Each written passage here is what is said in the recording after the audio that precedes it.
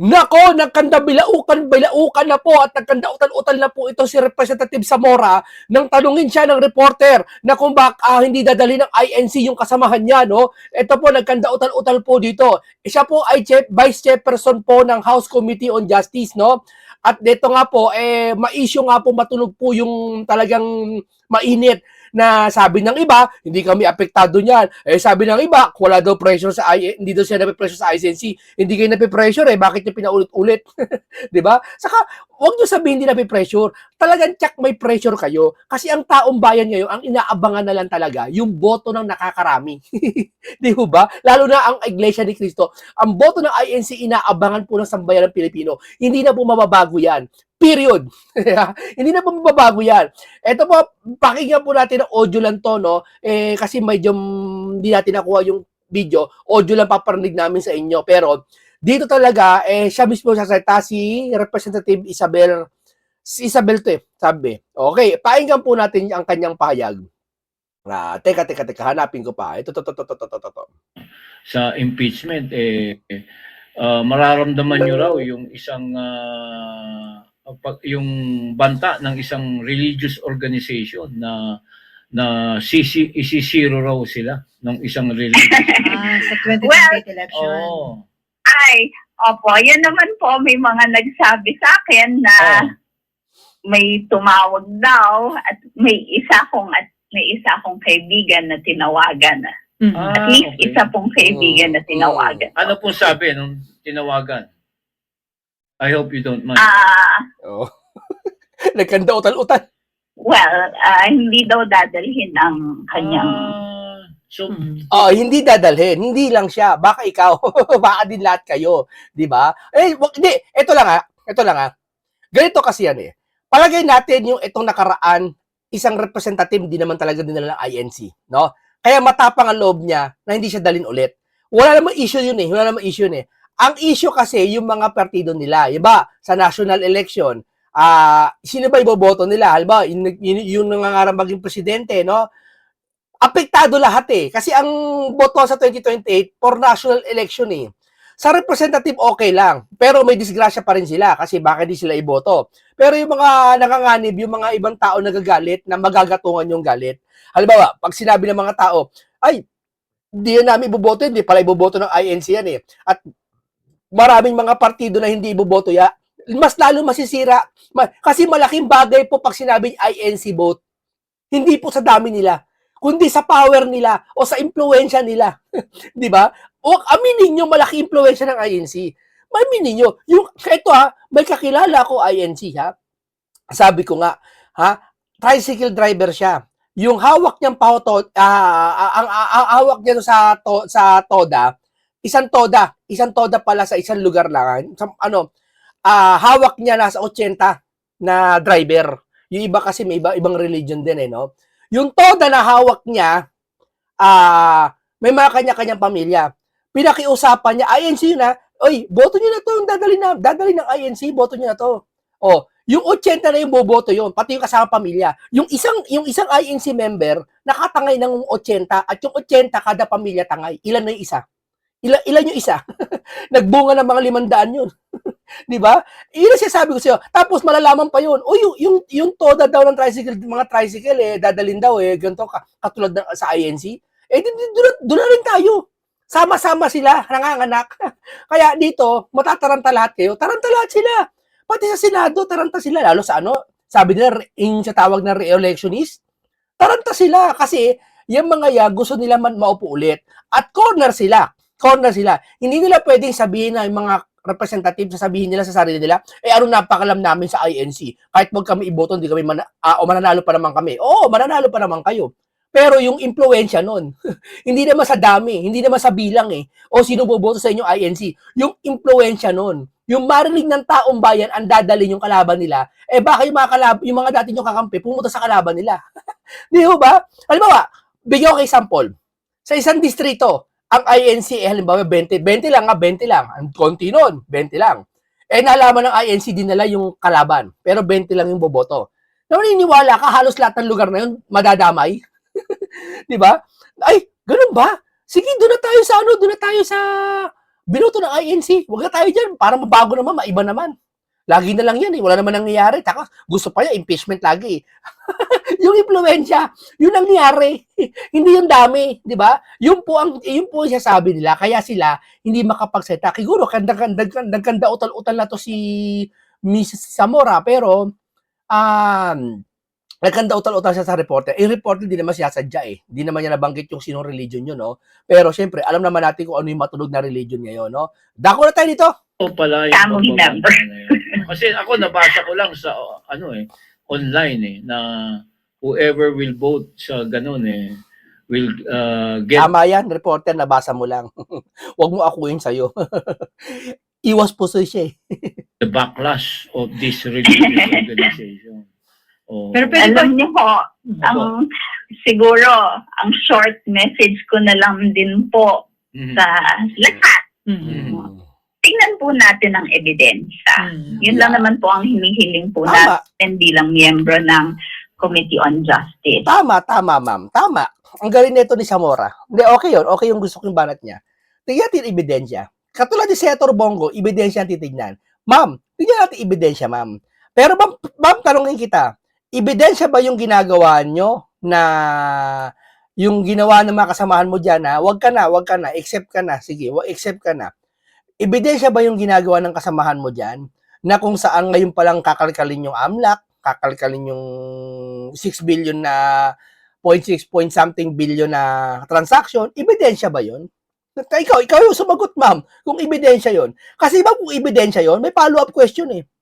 Asa ng katunayan nyo yung 6 billion ay galing sa kurakot? Hindi nyo masasagot yan. So, ebidensya ba yun? Hindi ebidensya yun. 'Di ba? Haka lang 'yun, ma'am. 'Di ba? Ano ba ako, may transaction ako. Ang laki. Oh, ikaan niya, galing sa korupsyon 'yan. Paano mo nasabi galing sa korupsyon 'yun? Transaction na malaki. Sasabihin mo common sense na lang? Hindi po pwede sa batas 'yun. Hindi po pwede sa korte 'yun na common sense na lang korupsyon 'yan. Hindi. Kailangan may yung prima facie ba 'yun? 'Di ba? Ganun 'yun, ma'am. Kaya tama sinabi mo, ma'am, ebidensya, ma'am. Tama, ebidensya. Ang daling sabihin, ma'am, ang daling sabihin na nangurakot 'yan. Isoli mo na yung nilustay mo. Mary Piatos. Ang daling sabihin noon, pero ang hirap patunayan kung totoo 'yun. 'Di ba? Hindi mo pwede totoo naman talaga yung common sense na lang. Hindi mo pwede yun, ma'am. Kaya tama, sinabi niya, ebidensya. Kaya pagdating sa Senado, walang ebidensya, ibabasura yan ng mga senador. At yung mga senador, yung iba doon, re-electionist, no? At syempre, nangungulila sila. Kailangan nila ng malaking boto sa bayan ng Pilipino. Hindi INC ang pinag-uusapan dito lang, ha? Hindi lang, ha? Yung mga Pilipino, mas marami din mga boto na didismaya sa mga senador ngayon, na kasi yung senador ngayon, hindi mo malaman kung ano talaga gagawin pag sa impeachment, ang bilis-bilis, no? Lalo na yung one bull. No? Pero pagdating sa mali-maleta, wala.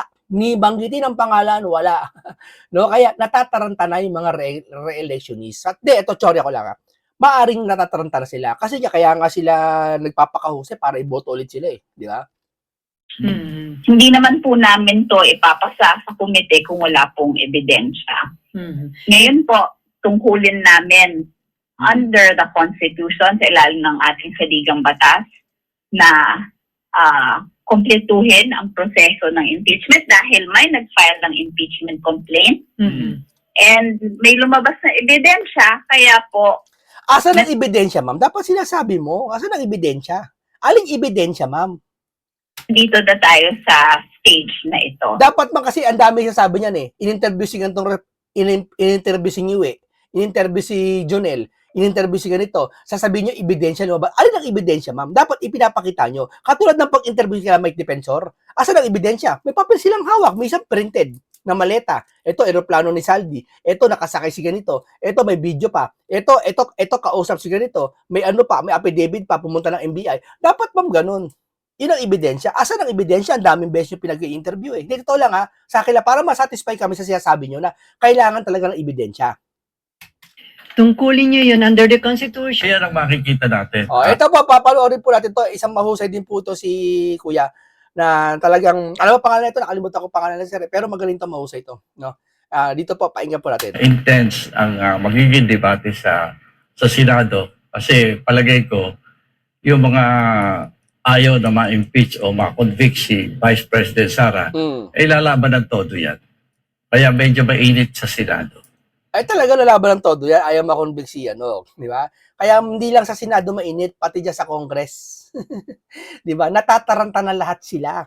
Kasi sabi ko nga, hindi tamo gumagawa sila ng sarili nilang multo. Na sabi nila, ebidensya tignan nila, wag yung ano, hindi.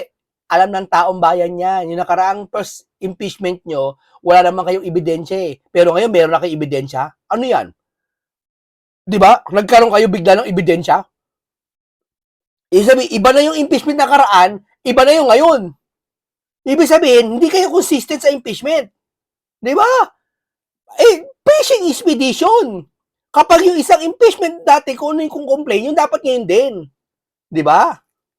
Live po natin makakasama dito po sa studio si Secretary Norberto Gonzales, dati pong Secretary ng National Defense. Sir, Si Norberto Gonzales, napakahusay nito. good morning at welcome back po dito sa Pulso ng Bayan ng SMNI. Ay, good morning. Good morning. Opo, yan. Siyempre si Admar kasama po natin.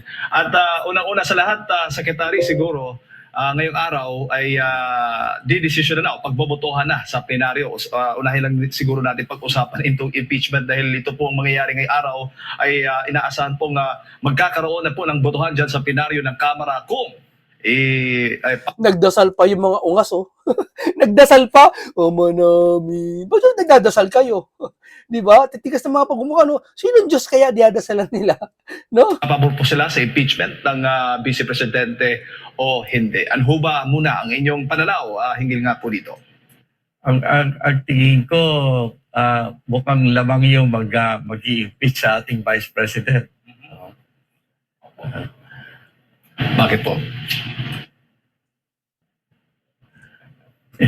Ang maganda siguro, sabihan na lang natin na kung anong issue yung gagamitin sa Vice President, dapat ilantad din nila kung ang issue ay tinatamaan din sila.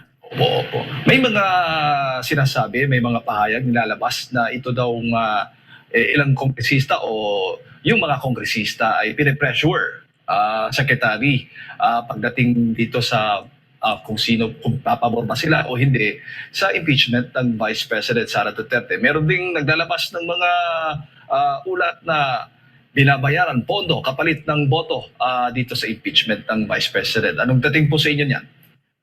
Normal na nangyayari ang mga bagay na yan. No? Kaya wala tayong magagawa. Kung ang resulta ng impeachment ay malamang maaapektuhan ang mga sinasabi mong mga issue.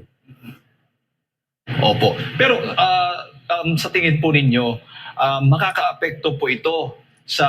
Hindi, real talk lang si Sir. Real talk lang ang mangyayari. Talagang pupuspusin nila ma-impeach si Sara dyan sa HOR. Oo. Pero ibang-iba po ngayon sa dati po. Kasi ngayon, medyo nagkakaalang-alangan sila na bumoto ng yes eh. Darating na halalan itong gagawing boto ng mga kongresista o yung mga tatakbo, may plano, balak po sa darating na eleksyon. Ay, siyempre malaki epekto niya, ano? Kasi titignan ng taong bayan kung sino-sino ang tumulong para ma-impeach si Vice President Sara. Titignan ng mga taong bayan yan sa tingin ko, no? Pero sa ngayon, palagay ko ang mga congressman ay hindi muna iniintindihan. Ang iniisip kung alam mo malaking bagay doon sa mga nagdanais na maging Pangulo na mawala si Vice President Sara sa eleksyon na darating. Kung meron mang advice po kayong may papayo doon sa mga kongresistang boboto ngayong araw, papabor o kokontra sa impeachment ni Vice President Sara Duterte bago ko ipasa kay Partner Admar, ano po yun, Secretary? Ang tinitignan ko kasi, ang taong bayan siyempre gusto makita ang katotohanan. Isa sa issue na gagamitin yata sa ating pangalawang Pangulo ay yung SALN. No? Siguro... Hindi po pwedeng gamitin yung SALN, napakalabo niyan. Hindi po pwede kahit conflict, alam mo ito sige. Paano mo mapapatunayan kahit conflict yung SALN niya dun sa AMLAC? Halimbawa yung AMLAC 6 billion transaction. Paano nangyari konti yung malaki yung transaction, konti yung SALN niya. 88 million yata yung SALN niya eh. Isipin mo, nagdududa ka. Duda ka lang. Pero wala kang ebidensya na doon napunta yung pera. Oh, kaya pala ang daming salin niyan kasi nangurakot yan. Anong katibayan mo nangurakot siya? At saan panahon siya nangurakot? Sa anong pagkakataon? No? Palagay natin, no? Sa pagiging kurakot niya, 2027 pa. 2007 pa. Kaya mo bang i-impeach si Sara sa panahon ng 27 ngayon?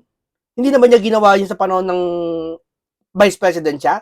Napakalabo eh. Labag yan, labag na yan. Hindi na yan ganyan. Saan, ba't ikukumpara yung, yung salin mo? Di ho ba? Ganun ba yun? Ang labo ng ebidensya ba yun sa kanila? Siguro sa kanila kasi galit sila kay Sara. Para sa akin, hindi matibay na ebidensya yun eh.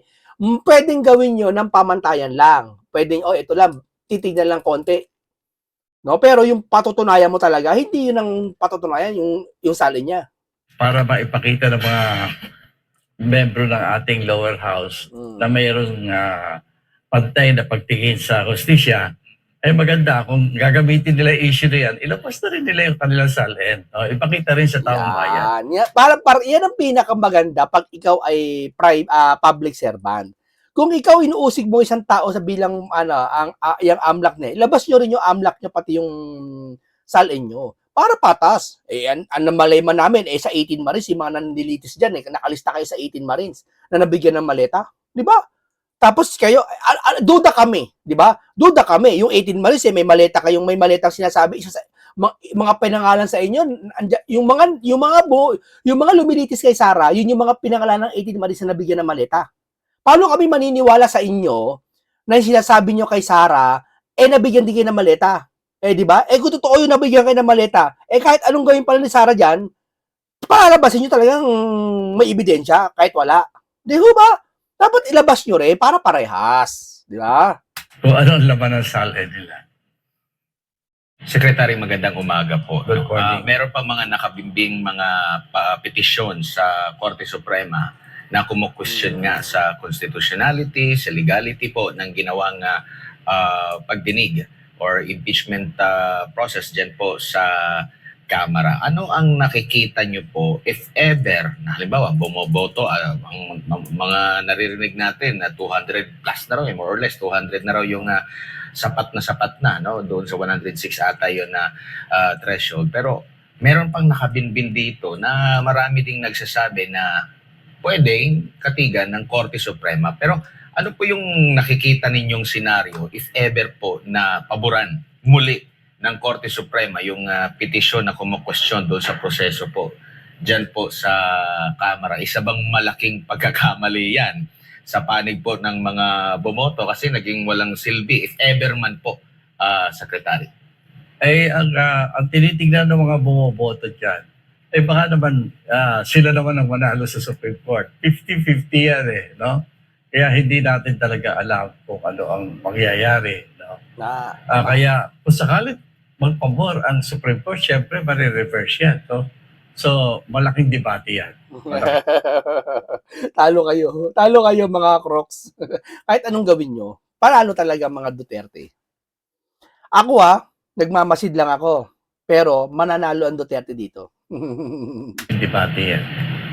Ito mangyayari. Pero doon po sa monitoring po ninyo sa mga pag-question sa naging proseso dyan po sa Kamara, may punto ba yung mga petitioner po?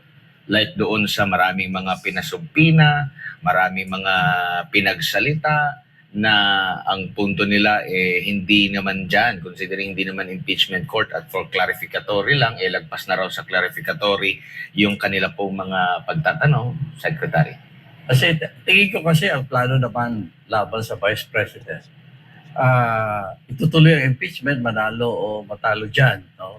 Ang gusto talaga nila ay sirain na siya sa mata ng taong bayan. No? Kaya pipilitin na hanggat maaari, lahat ng issue na pwedeng ilalabas ngayon niya. Pati niya yung 2027 na AMLAC na transaction, dinamay pa Pati yung asawa, join account, dinamay Di ba? Pati yung mga supporter, dinamay Ikaan niya, yung si Basti Duterte daw, akla. Biruin mo yon si Basti Duterte, pag sasabihin nila, akla daw. Talagang lahat ginagawa nila no? Kahit wala pang impeachment. Opo. Alam mo, nakikita ng Korte Suprema yan. Tayo nga lang dito nakikita na natin eh. What if pa kayong Korte Suprema? Matatalinong tao yan mga yan. May mga kanya-kanyang staff yung mga yan na nanonood din yung mga yan. Yung mga hindi nag-recommenda o nag-refer nitong impeachment po dyan po sa Kamara, kumbaga, katanggap-tanggap ba yung kanilang mga pahayag na guilty na agad itong pangalawang Pangulo? Kasi ang obligasyon, nandun yung mga nagre-reklamo, nandun yung mga nag-refer, kumbaga mas naiintindihan siguro natin kung sila yung magdidiin sa pangalawang Pangulo. Pero yung mga miyembro at yung mismong chairman ng komite, ganun ba dapat yung kanyang mga nagiging pahayag at treatment dito sa ganitong proseso? Hindi ba siya parang kagaya din sa korte na may nakahawak na timbangan at nakapiring ang kanyang mga mawak ng timbangan po? Hindi ganyan ang proseso sa impeachment kasi talagang politika yan pamumulitika yan. No?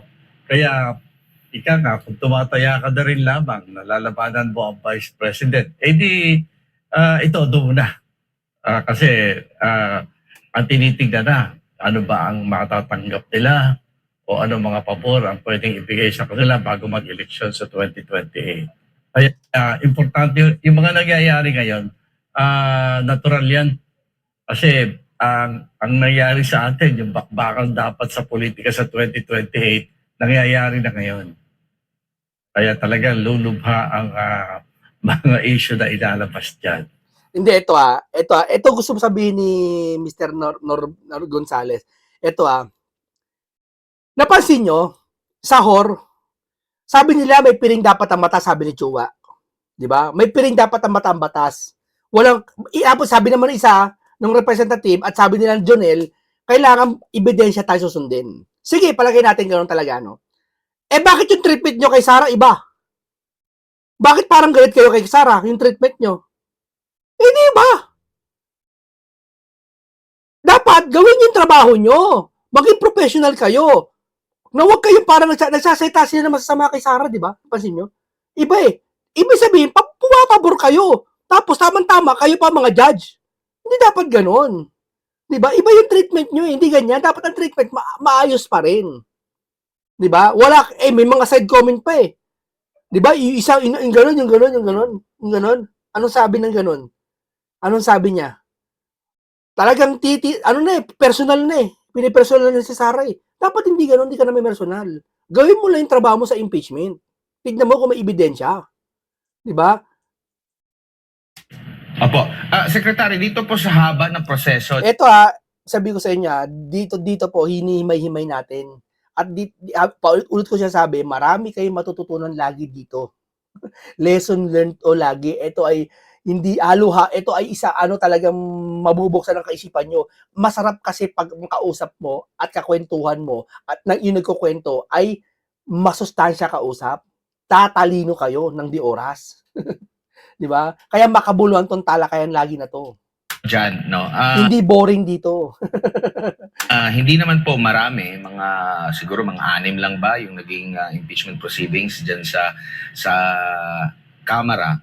Pero nakikita nyo po ba, medyo mas mahaba itong kanilang ginawa dyan po sa Kamara versus Vice President Sara Duterte. PC expedition kaya ganyan. Bagamat sinabi na ni BP Sara, hindi ako makikiisa dyan, ganito yung mga punto ko, hindi ako makikiisa sa procedure. Kung gusto nyo, pwede nyo nang aprubahan yan kasi nag-give way na siya kasi doon na siya haharap mismo sa impeachment court, Secretary.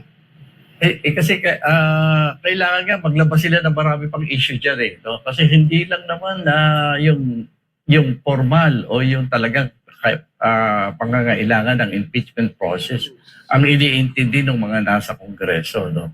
Kasi gusto din nila na hanggat maaari maapektuhan nila ang taong bayan. Hindi lang yung proseso tinitignan dyan, kundi yung sentiment din ng taong bayan. Hanggat maaari kung gusto nilang sirain si Vice President Sara, lahat ng paninira ilalabas na ngayon. Oo. Todo na. Alam nyo bakit? Bakit tumutodo na sila ngayon? Alam nyo bakit? Kasi pagdating ng bare months ng 2026 ito, wala na eh. Pagdating ng January 2027, hindi na kayang pigilan ng tao. Andyan na yung mga nag-announce na yung mga grupo, nag-announce na yung ibang religion. Ang INC kasi 'di ba, late na sila nagsasabi kung sino dadalhin nila eh. Pero yung iba diyan 2027 pa lang, January, unang lapag ng January, mga December pa lang, naghahayag na lahat ng grupo kung saan sila susuporta.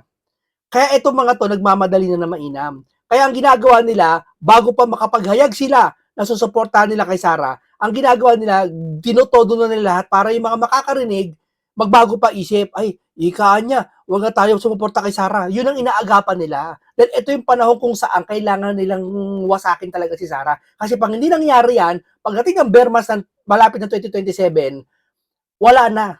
Hindi na. Sure ball na. Hinihintay na lang. Kumbaga sa basketball, hinihintay na lang yung oras. Ano lang, sabi niya ng coach, ubos oras na lang. No bearing na.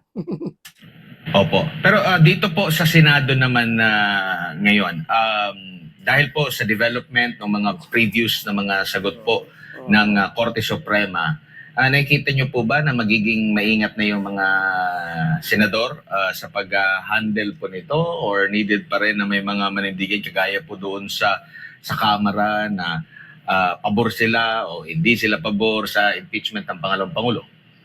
Palagay ko hindi ingat ang pag-uusapan diyan. Makikita lang natin yung talagang mga kakampi ni Vice President Sara ay talagang lalaban ng todo yan. No? Ayan ang makikita natin. Intense ang magiging debate Tama. sa Senado. Hindi, kampihan na yan. Kinakampihan nila yung maleta eh. Sa anong paraan nilang kinakampihan yung maleta? Sa anong paraan? Ayaw nila mag-imbestiga eh. Tapos yung mga ibang vlogger yung mga vlogger nila, sasabihin, hindi na totoo yung maleta na yan. Biruin mo yun? Hindi na totoo? Hindi pa nag-iimbestiga? Hindi na totoo? Kampihan na nga. Di ba? Kampihan na eh. Kanampihan nyo na nga. Katunayan niya, ayaw nyo mag-imbestiga eh. Simpleng bagay, patawag mo si Bersamin, pati si Tamba, ayaw mo eh. Tapos pag may senador nakakampi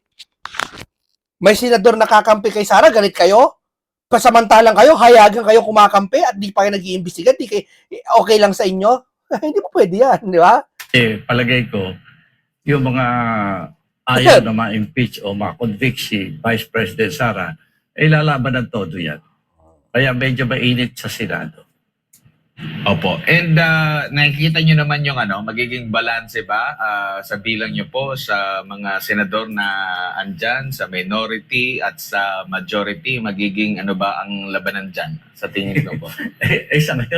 Sa ngayon mukhang nagbabago hangin eh. Kaya hindi natin talaga alam, no, kung ma-acquit ba o hindi ang ating Vice President. No? Nagbabago eh. Kasi malakas yung behind the scenes na negosasyon dyan. May behind the scene dyan. Ang behind the scene dyan, yung mga laking grupo na susuporta sa mga crocs. Yan yung mga kagaya ngayon, umuugong na, di ba, INC. Hindi daw ata susuporta dun sa hanggang 4th generation. Isa pa yan. May mga iba pang grupo dyan na hindi sumusuporta na. Kaya doon sila tumatansya. Ang hirap kaya, isa kang representative, walang boboto sa distrito mo, hindi na nakakahiya, hindi ka na, change career ka na. Biruin mo, matagal kang congressman, tapos natalo ka ng bagong kalaban mo. Di ba? Nakakahiya yun. At change career ka. Ano ka na lang, magnegosyo ka na lang bilang congressman. Di ba? Opo. Sa gitna pong... Naalala niyo, hindi inaakala, eto sa Pasig nangyari, Di ba sa Pasig, si Bicon, nanalo? Hindi nila inaasahan. Matagal na yung kalaban niya doon na bilang mayor na hindi matatalo-talo. At talagang lamang na lamang sa sorbe at ayon, yung mayor na yon. Nung si Vico Soto na tumakbo, nagulat lahat. Hindi nila akalain na yun na nanalo. Di ba? Nagulat, nabigla. Ayun, napalitan siya. Di ba? Eto mga to, kayo, pala kayo. Ngayon, Secretary, mas nakikita niyo po ba na napagtutuon ng pansin itong issue ng impeachment kaysa doon sa issue po paano makaahon sa kahirapan? Kasi tumaas po yung inflation natin, tuloy-tuloy pa rin po yung pagtaas ng presyo ng langis, walang tigil po yung gulo. Hindi na naman, meron naman ako nabasa sa international news, hindi na naman maganda yung usapan ng US at Iran sa kanilang mga negosasyon meron pang doon sa unang mga nabulgar na trilyong piso na issue ng nakawan, kung ikukumpara dito po sa impeachment ngayon po, Secretary. Totoo yan. Talagang ang taong bayan natin, naghihintay na pag-usapan yung mga solusyon sa kanilang mga kahirapan, sa problema. Pero ang nangyari kasi, subong-subo na yung impeachment. No? Mahihirapan na rin ang ating mga mambabatas na umatras dyan. Kaya ang maaari na nilang gawin dyan, apurahin yan. Tapusin na kaagad. Saka nakaharapin yung mga malulubhang problema ng bayan. Opo, fearless forecast, huli na lang mula sa akin, Secretary. If ever po na hindi umusad naman itong impeachment kasi meron pang nakapending dyan sa sa Supreme Court, di pa natin alam din dito sa Senado po, at kung ito po'y mabasura, tingin nyo po maghahain pa sila for 2027 ulit, gagamitin nila for 2028 para masira pa rin yung imahe ng pangalawang Pangulo, or doon na makikita yung adjustment ng mga kritiko laban dito sa pangalawang Pangulo? Tingin ko, alam mo, may mga pwersa na alam ko na hanggang kahuli-hulihan, no, ay titilos para matiyak na hindi na sumama sa eleksyon si Vice President Sara. Hindi pa tapos yan. May nararamdaman pa iba dyan, di ba? May mga kakaibang mangyayari pa dyan. Pag hindi nakalusot tong impeachment, may kakaiba pa mangyayari. Abangan po natin. Ayoko munang pangunahan dito, baka sabihin nyo, fake news ako eh. Diba? Pero alam na natin, sa susunod, unti-unti ko sasabihin sa inyo para may malaman kayo. Diba? Ito, kumbaga ito, isang script na to, may mga plano na, may plan A, may plan B. Pag hindi tumalab yung plan B, ito may pinaka-final plan. Dito sa issue naman kay Senator Bato de la Rosa, Secretary, ano hong tingin ninyo dahil may mga balibalitang meron na umanong warrant of arrest laban po sa kanyang inilabas ng ICC. Meron naman ang DILG naghahanda rin at noong unang komento nila o pahayag, nakabaga inihahanda nila itong nasa 10,000 personahe o miyembro po ng task force na possible na hahabol o maghahanap nga dito kay Senator Bato de la Rosa, pero later on maglalabas na lang daw sila ng subpoena. Ano hong tingin ninyo sa kasong ito? Abay, kung aakuin ng bayan natin ang kaso ni Senator de la Rosa, yan ang tamang hakbang. Ang hindi maganda kung inaresto nila tapos ipinadala ulit sa Hague. Yan, ang ganda nito. Kung talagang si Bato ba nagkasala sa dahig? Si De La Rosa ba nagkasala sa Netherlands? Bakit doon siya pananagutin? Kung nagkasala siya sa mga Pilipino at naniniwala ka may kaso sa Pilipinas, saan mo dapat panagutin? Sa Netherlands? Hindi. Dito sa Pilipinas mo siya panagutin. Tama yan, sinubpi na siya eh. Ang mali lang, ba't ngayon yun lang sinubpi na? Nakakahalata naman yata. Kasabay ng mga usap-usapang kudita sa Senado. Palit liderato. Nakapagtataka lang ha. Tanong ko lang yan. Bakit nagkataon? Malaking issue yan. Kasi ang ICC, ang tinitingnan naman yan ay kung hindi natin kaya mag-file ang kaso doon sa gusto nating litisin. No? Kaya ang titingnan natin para kay Senator de la Rosa ay kung anong gagawin nila kapag nahuli nila. Pero yung reaction, yung effort na ginagawa ng gobyerno sa utos ng ICC at laban kay Senator Bato de la Rosa na isang Pilipino, Ay tingin ko bahagi yan ang nangyayari sa Senado sa kasalukuyan. No? Ayaw nilang, kasi alam nila si Senator de la Rosa, napaka-seryosong kakampi ng Vice President yan. No? Kaya lalaban yan. Kaya kung may kaso siya, syempre, hindi na siya makakagalaw. pero Yan, nakita nyo? Nakita mo yung paliwanag ni Sir? Diba? Yan. Okay, maraming salamat po. Hanggang dito lang po muna tayo. Nabusog ko na naman kayo ng napakaraming kaalaman. Isang lesson learn na naman to. At isang komentaryong puno ng karunungan at kaalaman. Isang masustansyang talakayan na naman to. Mag-ingat lagi kayo. Maraming salamat po sa inyo. Paalam po sa inyong lahat.